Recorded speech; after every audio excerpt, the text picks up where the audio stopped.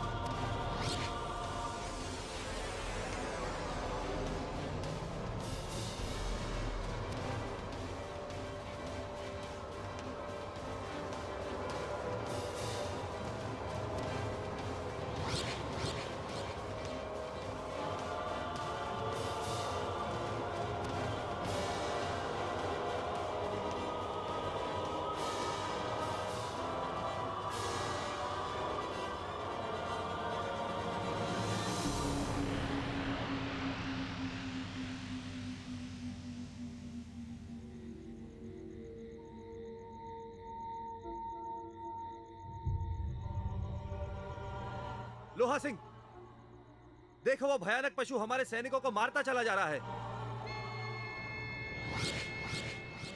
जाओ, जाकर समाप्त कर दो उसे। अब इस हिंसक पशु को मेरे हाथों मरने से कोई नहीं बचा सकता। मैं इसकी गर्दन को अपने दोनों हाथों से पकड़ के मरोड़ डालूंगा। इस पशु का आज मेरे हाथों वध सुनिश्चित है।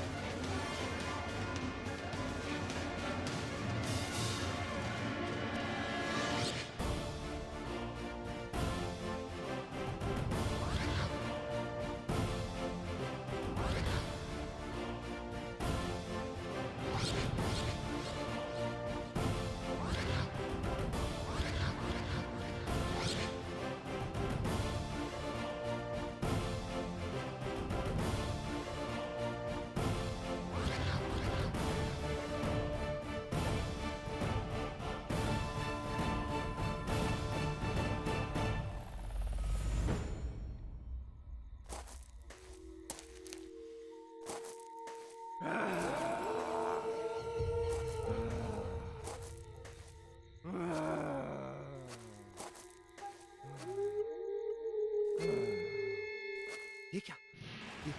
ये पशु तो वनराज में परिवर्तित हो गया। कहीं हमारे नेत्रों का भ्रम तो नहीं है लोहा सिंह? हुजूर, ये आपकी आंखों का भ्रम नहीं है, क्योंकि जो कुछ भी घटित हो रहा है सत्य में ही घटित हो रहा है। जो आपके नेत्र देख रहे हैं वही मेरे नेत्र देख रहे हैं हुजूर। इसका तात्पर्य यह हुआ कि जिसे हम युवराज समझकर लाए थे वो कोई युवराज नहीं बल्कि एक मायावी शक्ति है। हाँ हुजूर, ये अवश्य कोई मायावी शक्ति है। यदि इसने हमें देख लिया तो हमारे सैनिकों की तरह हमारे प्राण भी संकट में पड़ सकते हैं हुजूर।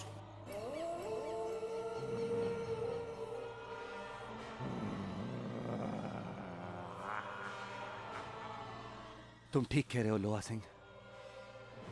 मायावी शक्ति से लड़ना मूर्खता होगी। पता नहीं अमावस की ये काली रात और कितने लोगों का भोग लेगी।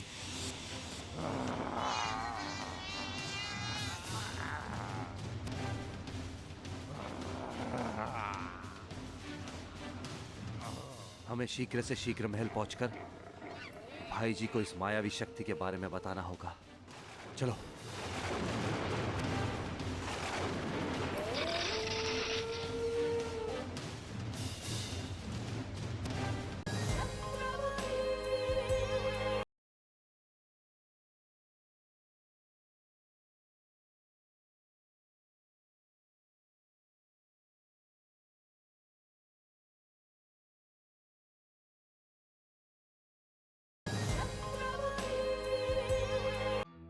मायावी शक्ति? कौन सी मायावी शक्ति की बात कर रहे हो तुम? हम उस नए युवराज की बात कर रहे हैं भाई जी, जिसे हमने अपने जाल में तो फंसा लिया था, किंतु वो कोई युवराज नहीं, एक मायावी शक्ति थी। हाँ, यदि समय रहते हम अपने प्राण बचा करके नहीं भागते तो आज आपके सामने जीवित नहीं होते। कैसी कायरता भरी बातें कर रहे हो लोहा सिंह? क्या तुम भूल गए कि रूपनगर में तुम सबसे अधिक बलशाली हो?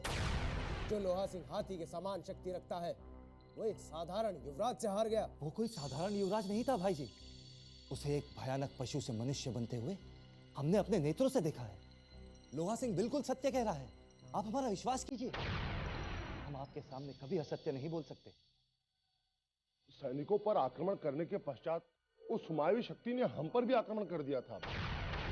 जब हमने देखा कि हमारे एक एक सैनिक मारे जा रहे हैं तो हमने उनकी रक्षा करने का प्रयत्न किया, किंतु उनको बचाना तो दूर रहा, हमारे अपने प्राण भी संकट में पड़ गए थे। आप कुछ कीजिए भाई जी, हमने जिसे देखा था वैसा भयानक पशु हमने आज तक रूपनगर के जंगलों में कहीं नहीं देखा।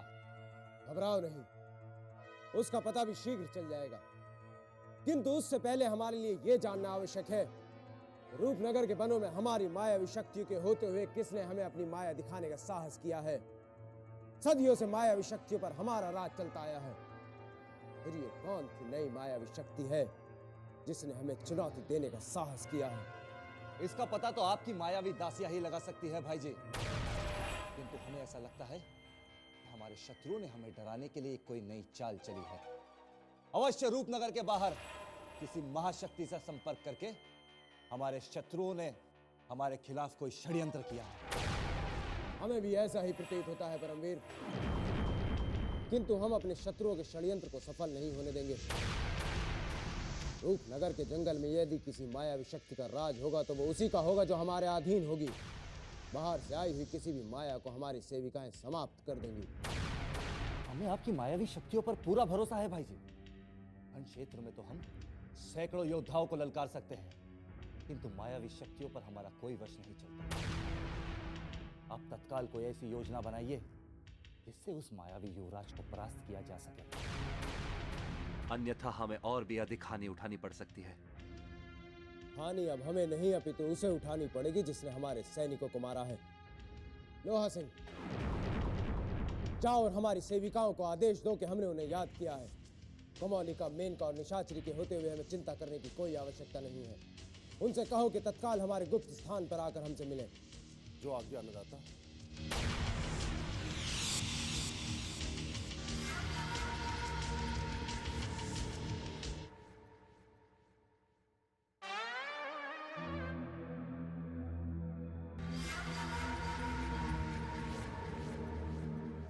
अरे क्या बात है लोहा सिंह जी, आज आपके मुख पर इतनी घबराहट क्यों है? और ये क्या, आपका लोहे जैसा मुख इतना पीला क्यों पड़ गया है? कहीं ऐसा तो नहीं कि मंत्रीवर ने आपको डांट फटकार के नौकरी से निकाल दिया हो, जिसके कारण आप इतनी तीव्रता से भागे चले आ रहे हैं? मेरा नाम लोहा सिंह है, लोहा सिंह कबूतरों। मुझसे कोई भी ऊंचे स्वर में बात करने से पहले 2 बार सोचता है, 2 बार। और तुम्हें तो 10-10 बार सोचना पड़ेगा। फिर तुमने ये कैसे सोच लिया कि मंत्रीवर ने मुझे डांटा फटकारा होगा? आप ठीक कह रहे हैं लोहा जी। ये मंगू अभी भी अपनी कद की तरह बच्चा ही है, न जाने इसे कब अकल आएगी, इसमें संदेह नहीं। आपके सामने कोई ऊंची आवाज में बात नहीं कर सकता। आप स्वयं लोहे के बने हुए हैं, लोहे को भला कौन चोट मार सकता है? तुम ठीक कह रहे हो चंगू, एकदम ठीक। जरा इस मंगू को भी समझाया करो। जितना छोटा इसका कद है उतनी अधिक लंबी इसकी जुबान है। इसे समझाओ कि यदि हमें क्रोध आ गया तो उसका क्या क्या दुष्परिणाम हो सकता है, समझाओ। हुजूर आप तो बुरा मान गए। मैं तो सारे महल में आपकी शक्ति की प्रशंसा करता रहता हूँ। हुजूर मैंने तो यहाँ तक सुना है कि आप हाथी की सूंड को पकड़कर उसे घुमा घुमा के दूर फेंक सकते हैं। क्या ये सत्य है लोहा सिंह जी? अरे तुम्हें क्या असत्य है क्या? अरे एक बार तो मैंने जंगल में 2-2 हाथियों को उसकी सूंड से पकड़ के घुमा कर दूर फेंक दिया था। वाह लोहा सिंह जी वाह, आप तो हमारे महल की शान है। पूरे संसार में आपके बल का कोई मोल नहीं। लेकिन आप मंत्रीवर से इतना डरते क्यों हैं? हम मंत्रीवर से कहाँ डरते हैं? अरे हम तो उनका सम्मान करते हैं। ऐसा तुमसे किसने कह दिया कि हम मंत्रीवर से डरते हैं? मुझे शीघ्र उसका नाम बताओ, अन्यथा मैं एक फूंक मारूंगा तो तुम लोग किसी कटी पतंग की तरह जंगल के झाड़ में उल्टे लटके हो गए। बताओ। लोहा सिंह, ये क्या हो रहा है? क्या इन बच्चों को डराते हुए तुम्हें लज्जा नहीं आती?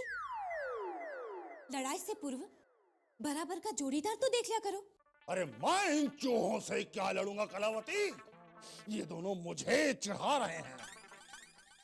जो लोहा सिंह यमराज से नहीं डरता उसे डरपोक बता रहे हैं। ये डरपोक।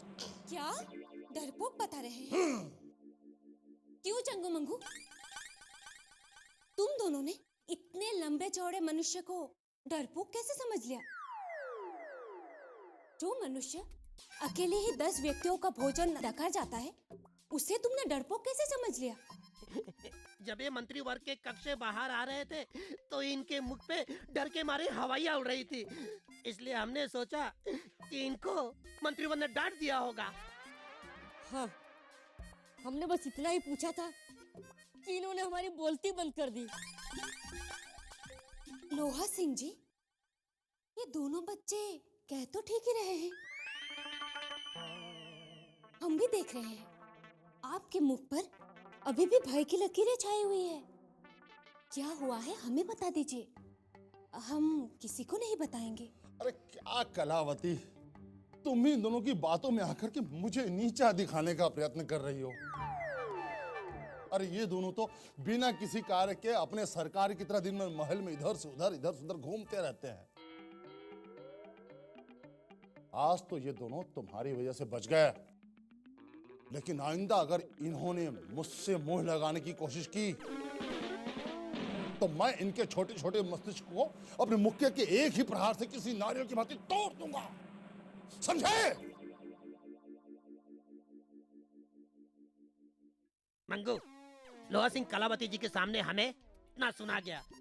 यदि आज मेरा स्वास्थ्य खराब नहीं होता तो मैं उसे मार मार कर लोहे का पतरा बना देता। मैं भी कलावती जी के कारण चुप बैठ गया। अगर हम 3 मर्दों के बीच एक स्त्री नहीं होती तो लोहा सिंह कल का दिन देखने के लायक नहीं होता। और मैं नहीं चाहता हूँ चंगू कि किसी स्त्री के सामने कोई खून खराबा या रक्तपात हो। हमें तुम्हारी वीरता पर कोई संदेह नहीं है। अब ये बताओ, तुम्हारे सरकार कैसे है? उन्होंने तुम्हारा वेतन दिया या नहीं? अरे वो हमें क्या वेतन देंगे कलावती जी, उनके पास तो फूटी कौड़ी भी नहीं है। इसलिए हम दोनों ने उन्हें कुछ दिनों का समय और दे दिया है। चंगो मंगो, कब से खोज रहे हो तुम्हें? यहाँ क्या कर रहे हो? हम बताते हैं, ये दोनों तुम्हारी प्रशंसा कर रहे थे। अच्छा, नहीं, चलो तुम कहती हो तो मान लेता हूँ, किंतु ये दोनों लंगूर एक दूसरे के अलावा किसी की प्रशंसा नहीं करते। पता नहीं दोनों हमारी प्रशंसा कैसे कर बैठे। वैसे ये दोनों हमारे लिए क्या कह रहे थे? ये कह रहे थे कि पूरे रूपनगर में हमारे सरकार के जैसा सुंदर और बुद्धिमान कोई नहीं है। सच? और नहीं तो क्या झूठ? यदि आपको हमारी बातें झूठ लग रही है तो हम आपसे बात नहीं करते। बुरा मत मानो कलावती, बुरा मत मानो। वो क्या है कि खुशी से इतना बौखला गए थे कि कुछ सुझाई नहीं पड़ा।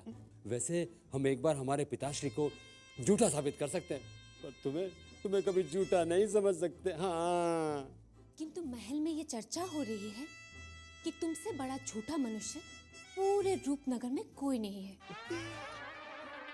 हमसे झूठा मनुष्य रूपनगर में कोई नहीं है? ये तुमसे किसने कहा? मंत्रीवर रणबीर सिंह को ये कहते हुए पूरे महल के व्यक्तियों ने सुना है। किंतु आश्चर्य की बात यह है कि आपने अभी तक कैसे नहीं सुना? आश्चर्य की बात है, क्या हमें पता कैसे नहीं चला? किंतु आज पता चल गया कि रणबीर सिंह हमारी सुंदरता से चलता है, इसलिए हमें नीचा दिखाने का प्रयत्न करता है। तुम्हारी दृष्टि में गिराने के लिए हमारे विरुद्ध षड्यंत्र रच रहा है। अब देखना कैसे रणबीर सिंह को उसी के तीर से घायल करता हूं।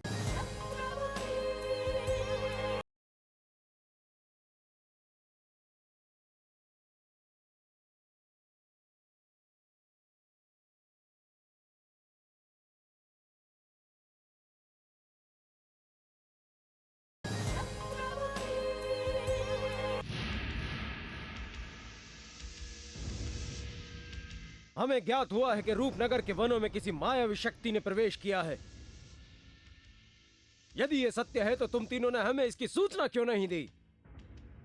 शीघ्र बताओ, अन्यथा क्रोध से हम पागल हो जाएंगे। हुजूर, जिस नई मायावी शक्ति ने आपको इतना क्रोधित किया है, उससे अभी तक मेरा संपर्क नहीं हुआ है। मैं स्वयं आश्चर्यचकित हूँ। कौन सी वो नई मायावी शक्ति है जो निशाचरी की अनुमति के बिना जंगल में आ चुकी है? मेनका, क्या तुम हमें इस बारे में कुछ बता सकती हो? तुम्हारे बारे में तो कहा जाता है कि तुम अदृश्य वस्तु भी देख लेती हो। क्षमा करें मंत्रीवर, मेरी आंखों को भी पहली बार धोखा हुआ है। जिस मेनका को अदृश्य वायु भी दिखाई देती है, उसे वो अज्ञात रहस्यमय मायावी शक्ति क्यों नहीं दिखाई दी? इस बात का मुझे जीवन भर पश्चाताप रहेगा। किंतु बुरा ना माने तो एक बात कहूं? कहो, किंतु हम ये जानना चाहते हैं कि वो मायावी शक्ति कौन है? वो कोई मायावी शक्ति नहीं थी, केवल नेत्रों का भ्रम था। नेत्रों का भ्रम? नहीं मेनका, जिसे तुम नेत्रों का भ्रम समझ रही हो वो सच्चाई है। स्वयं हमने और लोहा सिंह ने उस मायावी शक्ति को उत्पात मचाते हुए देखा है। आदरणीय परमवीर सिंह सत्य कह रहे हैं। जब हमने उस मायावी शक्ति को हिंसक पशु के रूप में देखा तो हमारे रोंगटे खड़े हो गए। उसने हमारे सामने अनेक सैनिकों का भीषण रक्तपात किया। उसने हम पर भी आक्रमण किया था, किंतु संयोग से हमारे प्राण बच गए, अन्यथा हम इस समय किसी और लोक में होते। सुन लिया मेनका तुमने उस मायावी शक्ति का वर्णन। यदि शीघ्र हमने उस पर अंकुश नहीं लगाया तो हमारी सारी योजनाएं अधूरी रह जाएंगी। हमें विजेंद्र प्रताप और सूर्य प्रताप को पकड़ना है, किंतु हमारे पथ में यह नई मुसीबत आ गई है। क्या तुम भी इस मायावी शक्ति के बारे में कुछ जानती हो कोमोलिका?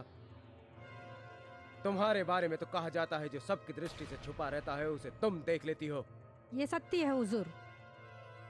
रूपनगर के सीमा में प्रवेश करने वाला हर जीव कोमलिका की दृष्टि में बच जाता है, किंतु ये अज्ञात जीव अभी तक हमारी दृष्टि से ओझल है। आखिर कब तक वो मायावी शक्ति हमारी दृष्टि से ओझल रहेगी? हम किसी भी बाहरी शक्ति को अपने राज्य में सहन नहीं कर सकते। कोमोलिका, किसी भी मूल्य पर हमें उस अदृश्य शक्ति के बारे में जानना है। जब तक हम उसे अपने नेत्रों से नहीं देख लेते हमें चैन नहीं मिलेगा। हम तीनों मिलकर उस नई शक्ति को खोज लेंगे। आप निश्चिंत रहिए, जैसे वो हमें दिखाई देगी हम उसे घेर कर अपनी चक्रव्यूह में फंसा लेंगे। देर मत करो, रूपनगर के जंगलों का कोना कोना छान मारो। ये अवश्य ही महल के शत्रु ने किसी बाहरी शक्ति को बुलाया है हमें डराने के लिए, किंतु हम उनके किसी भी षड्यंत्र में नहीं फंसने वाले। ये कैसी बातें कर रहे हो अभय सिंह? हमारे जंगलों में कोई और मायावी शक्ति? ये कैसे हो सकता है? अवश्य तुमसे कोई भूल हुई है। मुझसे कोई भूल नहीं हुई है कलावती जी। मैं आपको वही बता रहा हूँ जो मैंने छुपकर देखा और सुना है। परमवीर सिंह और लोहा सिंह भयभीत होकर रणवीर सिंह को बता रहे थे कि उन्होंने एक भयानक पशु को मनुष्य में परिवर्तित होते हुए देखा है। मनुष्य बनने से पूर्व उस पशु ने उन दोनों पर आक्रमण भी किया था। किसी तरह से प्राण बचाकर महल लौटाने में सफल हो गए हैं। तुम्हारी बातें हमें भी सत्य प्रतीत होने लगी है, क्योंकि थोड़ी ही देर पहले हमने लोहा सिंह के मुख पर चिंता की लकीरें देखी थी। वो बहुत घबराया हुआ था। यदि यह सत्य है तो इस रहस्य की सच्चाई का पता मैं स्वयं करूंगा और आपको सूचित करूंगा। आप चिंता मत कीजिए, सच्चाई जो भी है सामने आ जाएगी। सच्चाई को तो एक दिन सामने आना ही है, किंतु आज से पूर्व कभी ऐसा नहीं हुआ। हमारे समझ में नहीं आ रहा है कि बाहरी शक्ति के आने का क्या संकेत हो सकता है। ये तो पता नहीं कलावती जी, किंतु रणवीर सिंह के लिए बहुत बुरे संकेत हैं। बाहर की मायावी शक्ति के आने की सूचना सुनकर रणवीर सिंह चिंता में पड़ गए थे और उन्होंने उसे खोजने के लिए 3 मायावी शक्तियों को लगा दिया है। मैं भी अपने गुप्तचरों को जंगल में भेजकर तत्काल उस मायावी शक्ति का पता लगाने का कार्य करूंगा। मुझे पूरा भरोसा है रणवीर सिंह से पूर्व हमें सफलता मिलेगी। हमें तुम पर पूरा भरोसा है अभिमन्यु, किंतु पता नहीं क्यों ऐसा लग रहा है जैसे रूपनगर में बहुत बड़ी हलचल मचने वाली है। अभी हम महल के शत्रुओं को सबक सिखाने की योजना बना ही रहे थे कि ये मायावी शक्ति बीच में आ गई। चारों ओर संकट ही संकट दिखाई दे रहे हैं। अभय सिंह, यदि तुम्हें यहाँ किसी ने देख लिया तो संकट और बढ़ जाएंगे। अब तुम यहाँ से जाओ। आवश्यकता पड़ने पर हम तुम्हें फिर से याद करेंगे। जैसी आपकी इच्छा, चलता हूं। राजकुमारी जी, इस संकट से मैं निपटता हूँ। विश्वास कीजिए, शीघ्र से शीघ्र यह पहेली भी सुलझ जाएगी। इस पहेली को सुलझाए बिना हमें चैन नहीं मिलेगा अभिमन्यु। पता लगाओ, वो मायावी शक्ति है कौन जिसने रूपनगर के जंगलों में प्रवेश करके हमें चिंता में डाल दिया है।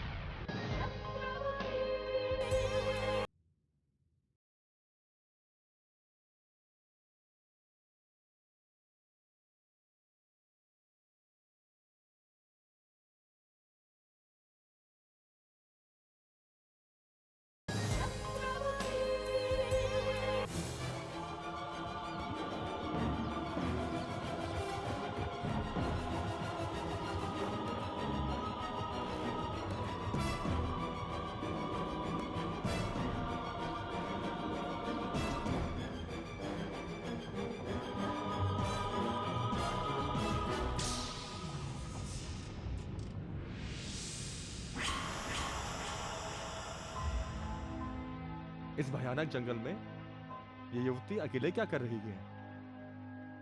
चलो पूछते हैं, शायद हमें वो सही पथ बता दे। युवती, ओ युवती!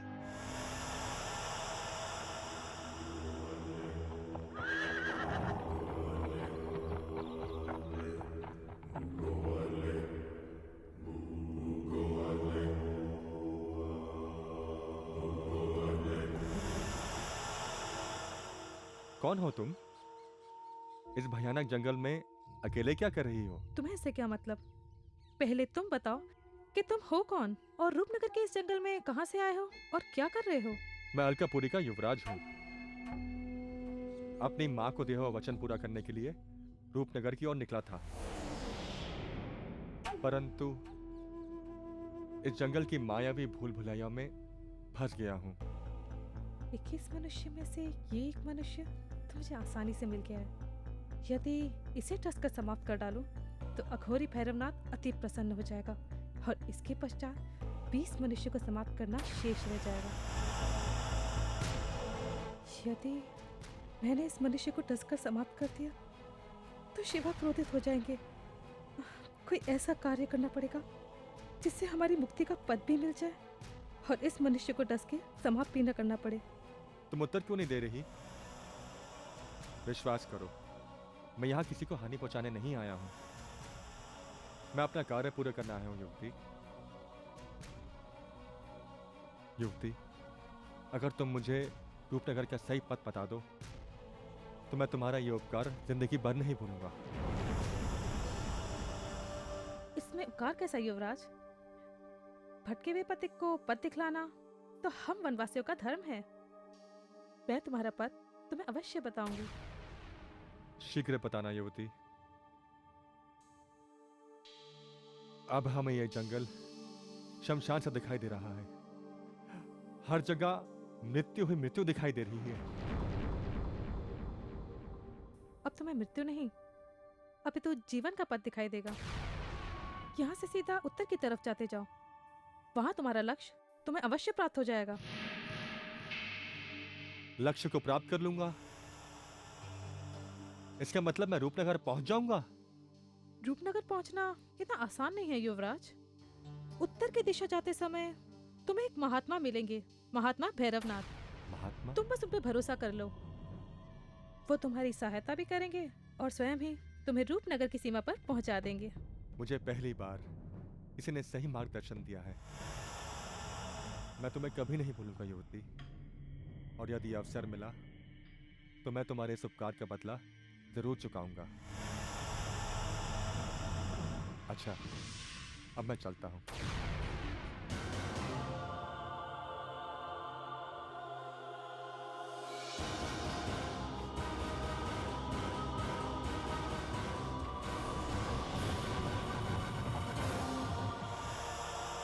बेचारा युवराज, जिसे उपकार समझ रहा है वो उपकार नहीं अभी तो मेरी चाल थी, किंतु मैं क्या करती? मैं कितनी विवश हूँ। यदि मैंने ऐसा नहीं किया तो वो भैरवनाथ मुझे और मेरे परिवार को कभी श्राप से मुक्ति नहीं देगा। जय महाकाल, जय काल भैरव। ओम ह्रीं क्लीं फट काल भैरवाय नमः। ओम ह्रीं क्लीं फट त्रिनेत्राय नमः। ओम ह्रीं क्लीं फट कंकालाय नमः।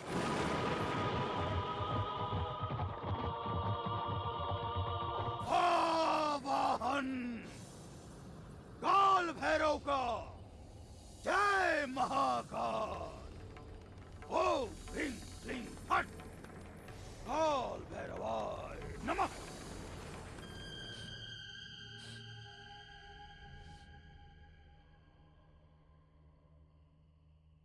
वायु की गंध में सहसा ये परिवर्तन कैसा? ऐसा प्रतीत होता है जैसे कोई महाशक्ति हमारी तरफ बढ़ी चली आ रही है।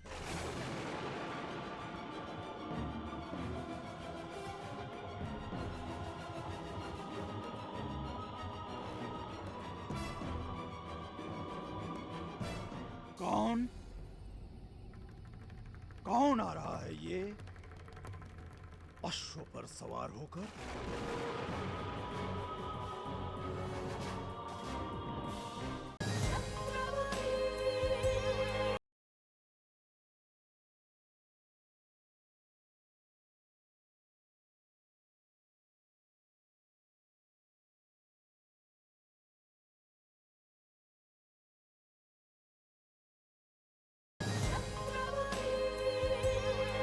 जय महाकाल। नहीं, ये कोई साधारण मनुष्य नहीं है। ये अवश्य एक दानव आत्मा है और हमें इस दानव आत्मा का सम्मान करना चाहिए। जय महाकाल, हमारे भाग्य के द्वार खुल गए कि आज हमें दानव सम्राट के दर्शन होने जा रहे हैं। जय महाकाल।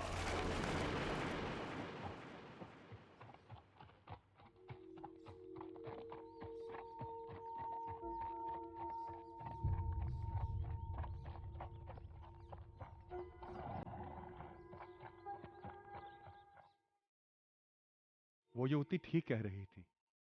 जंगल के इस निर्जन स्थान पर किसी पहुंचे हुए महात्मा का मठ है।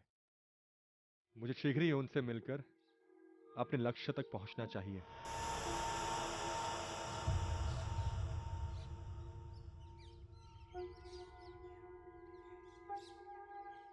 स्वागतम, शुभ स्वागतम।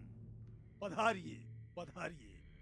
आपके दर्शन करके हमारा जीवन धन्य हो गया। पधारिए।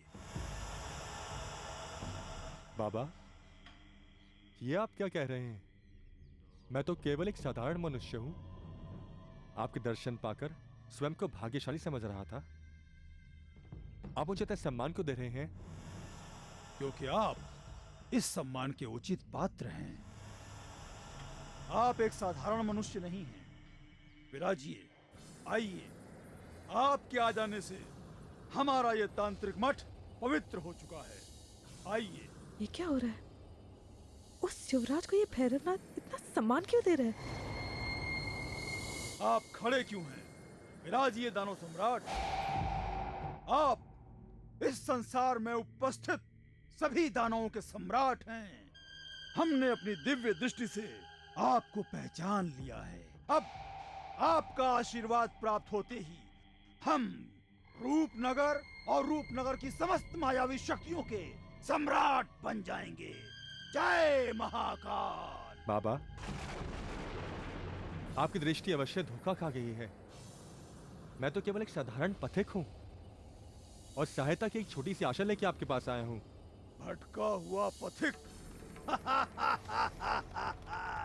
जय महाकाल। इस तुच्छ तांत्रिक की परीक्षा नाले सम्राट। दुनिया के सबसे बलिष्ठ दानव सम्राट को हमारी सहायता की क्या आवश्यकता हो सकती है? वैसे आपकी सहायता करना हमारा परम धर्म है।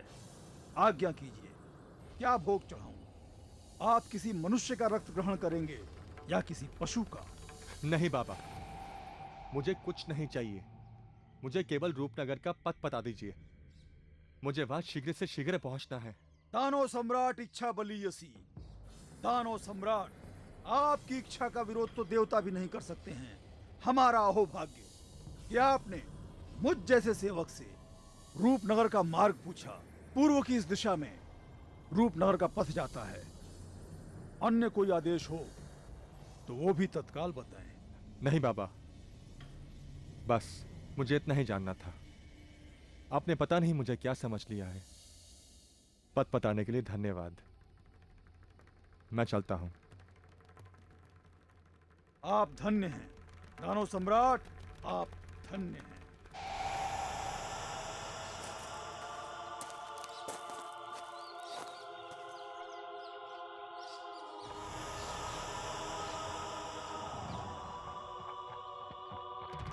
मुझसे तो बहुत बड़ी भूल हो गई।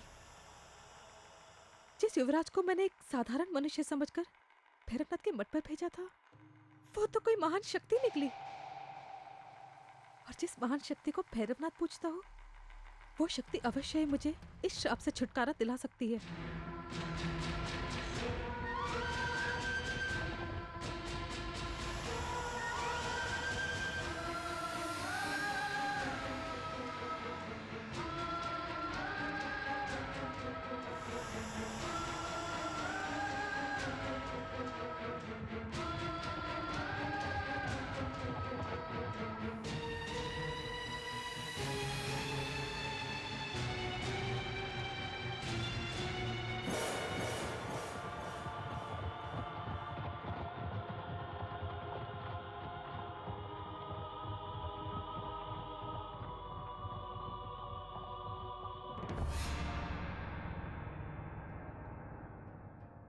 इस नाग ने मेरा पथ क्यों रोक रखा है?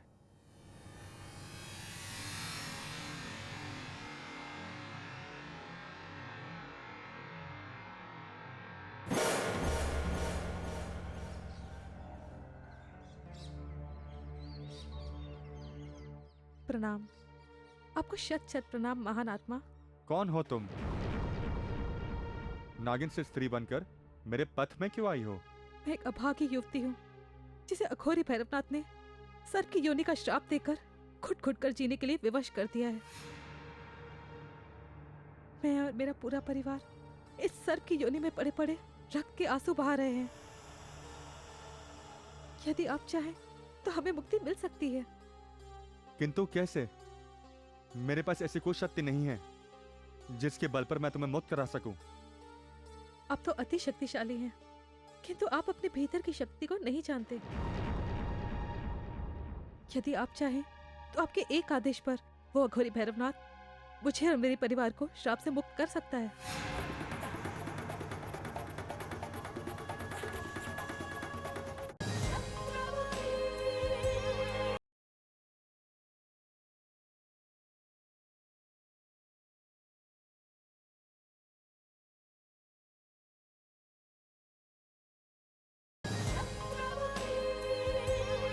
मैं मुक्त करवा सकता हूं? मुझे समझ में नहीं आ रहा। भैरवनाथ मेरी बात क्यों मानेगा? मैं किस अधिकार से उससे बोलूं कि वो तुम्हें मुक्त कर दे? मैं जान गई हूँ कि आप महाशक्तिशाली हैं। आप इतने शक्तिशाली हैं कि भैरवनाथ जैसा अघोरी भी आपको पूछता है। और जिसे भैरवनाथ जैसा अघोरी पूछता हो, वो चाहे तो क्या नहीं कर सकता। कृपा करके मुझे इस श्राप से मुक्ति दिला दीजिए। इसके पश्चात मैं और मेरा पूरा परिवार जीवन भर आपकी पूजा करेंगे। वर्षों के पश्चात आप मुझे ईश्वर के रूप में मिले हो। मेरी सहायता कीजिए। युवती, मुझे तुम पर बहुत करुणा आ रही है, मगर इस वक्त मैं तुम्हारी कोई सहायता नहीं कर सकता। लेकिन मुझे अपनी कार्य पूर्ति के लिए रूपनगर शीघ्र से शीघ्र जाना है। मैं जानती हूँ आपका रूपनगर पहुंचना अति आवश्यक है, किंतु आप रूपनगर से कब लौटेंगे ये मैं नहीं जानती। क्या रूपनगर से लौटने के पश्चात आप मुझे इस श्राप से मुक्ति दिला देंगे? यदि मैं सुरक्षित लौट आया और मेरे वश में रहा तो मैं तुम्हारी सहायता अवश्य करूंगा। आपका कोई कुछ नहीं बिगाड़ सकता, क्योंकि आप स्वयं एक महान शक्ति हैं। मैं आपके रूपनगर से लौट आने की प्रतीक्षा करूंगी।